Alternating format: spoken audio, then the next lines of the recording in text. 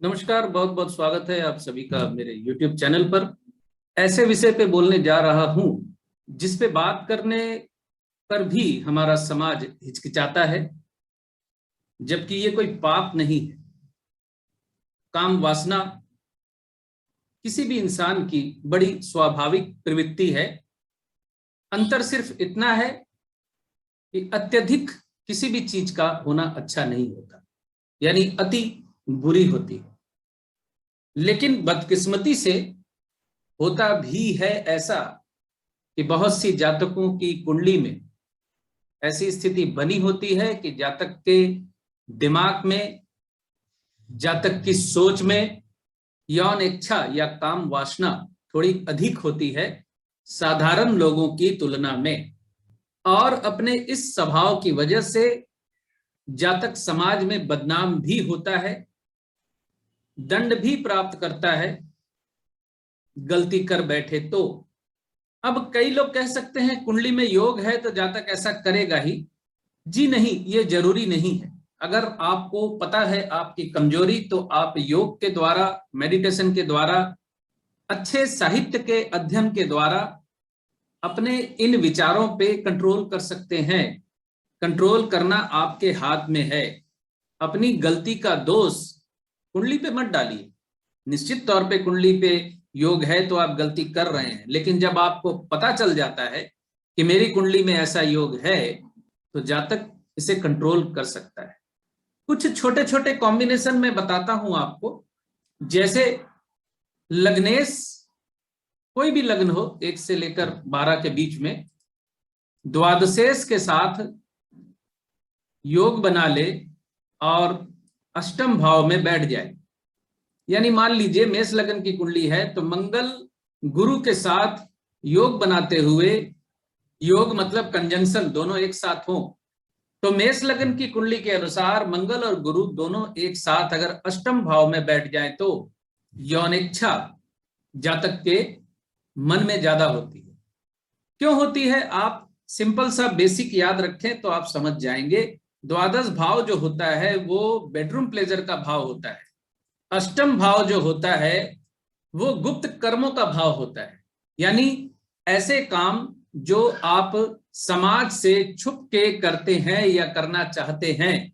व्यभिचार और भ्रष्टाचार दोनों अष्टम भाव से ही देखे जाते हैं।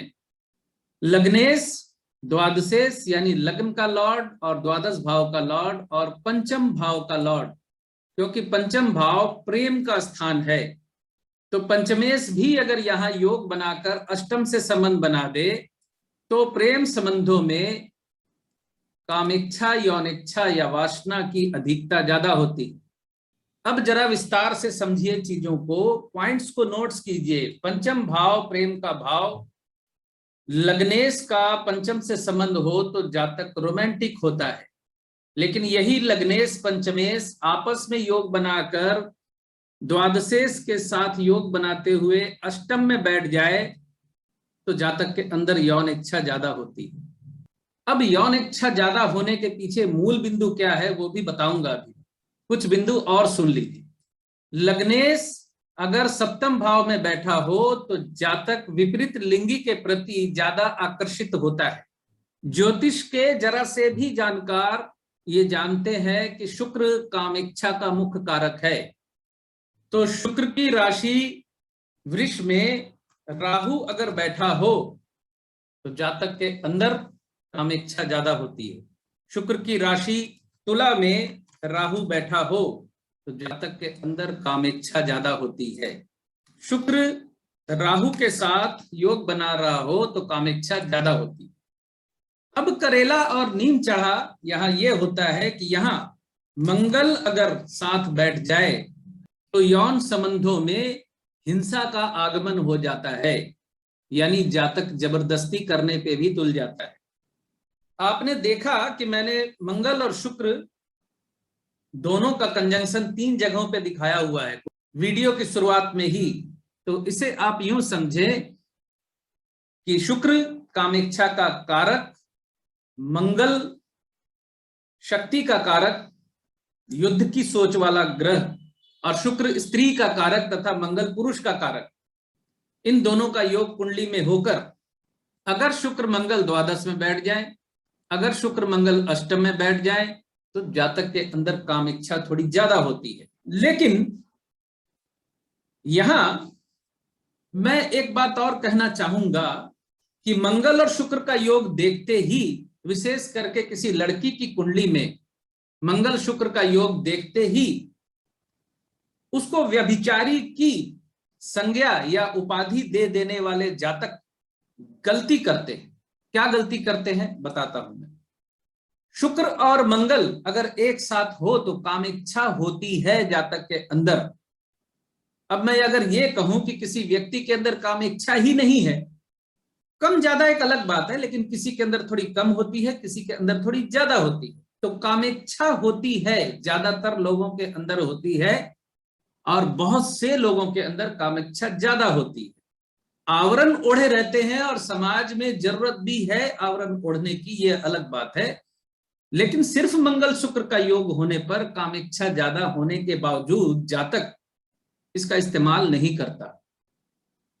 वो सामाजिक डर और सामाजिक स्थिति के कारण अपने पे काबू रखता है।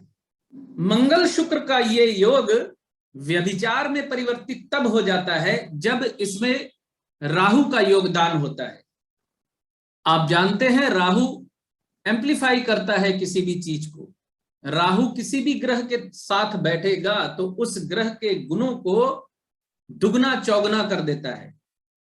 बुध के साथ हो तो वाक शक्ति अत्यधिक होती है जातक के अंदर, हालांकि अपनी उस वाक शक्ति का उपयोग वो दूसरों को बरगलाने के लिए करता है।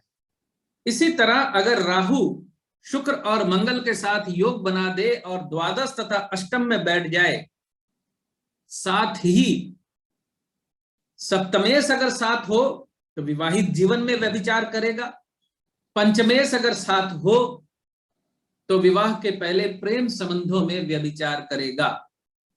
इन बिंदुओं को नोट डाउन करते रहिएगा।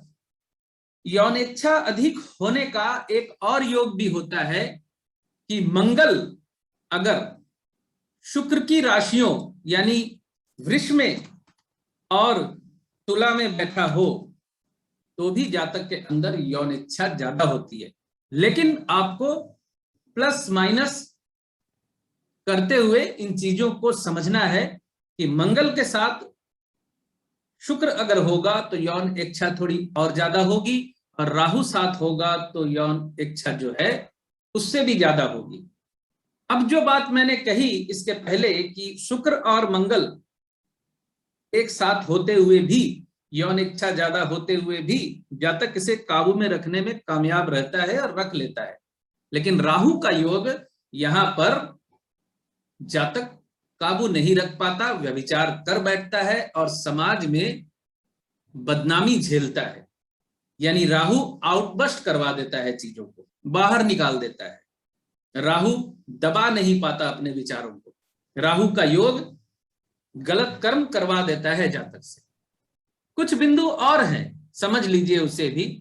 लग्नेश सप्तमेश किसी भी कुंडली का, यहां मेष लगन की कुंडली तो मैं सिर्फ उदाहरण के लिए देता हूं, मेष लगन से लेकर मीन लगन के बीच किसी भी कुंडली में लग्नेश और सप्तमेश दोनों अगर अष्टम में बैठ जाएं या द्वादश में बैठ जाएं तो भी जातक के अंदर यौन इच्छा ज्यादा होती है।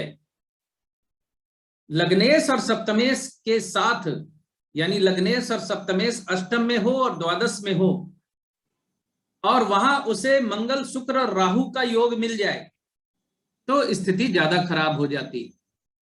यहां तक कि लग्नेश और सप्तमेश अगर अष्टम में बैठे हैं, शुक्र और मंगल की दृष्टि पड़ रही है उनपे, तो भी कामेच्छा ज्यादा होती है। राहु का योग उसको एक्सट्रीम लेवल पे ले जाता है। द्वादश भाव में लग्नेश और सप्तमेश अगर बैठे हो और शुक्र और मंगल की दृष्टि हो द्वादश भाव पे तो भी कामेच्छा ज्यादा होती है, और राहु की दृष्टि या राहु का योग इस कामेच्छा को एक्सट्रीम लेवल पे ले जाता है। और एक बिंदु नोट कर लीजिए, लग्नेश और सप्तमेश कहीं भी बैठे हुए हो, लेकिन लग्नेश और सप्तमेश के साथ अष्टमेश बैठा हो, द्वादशेश बैठा हो, तो भी जातक के अंदर कामेच्छा ज्यादा होती है। यहां कामेच्छा ज्यादा होनी यानी लग्नेश और सप्तमेश के योग के साथ पति और पत्नी दोनों को ही एक जैसा बनाता है। इस बिंदु को समझिएगा। अब इससे ज्यादा खुल के नहीं बोल सकता मैं यूट्यूब पे। इसे आप राम मिलाई जोड़ी समझ सकते हैं। तो मैं अपनी वाणी को यही विराम देता हूं। मुझे आशा है आपको यह वीडियो अच्छा लगेगा। ज्ञान वर्धन के तौर पे इजाजत दीजिए। खुश रहिए, स्वस्थ रहिए।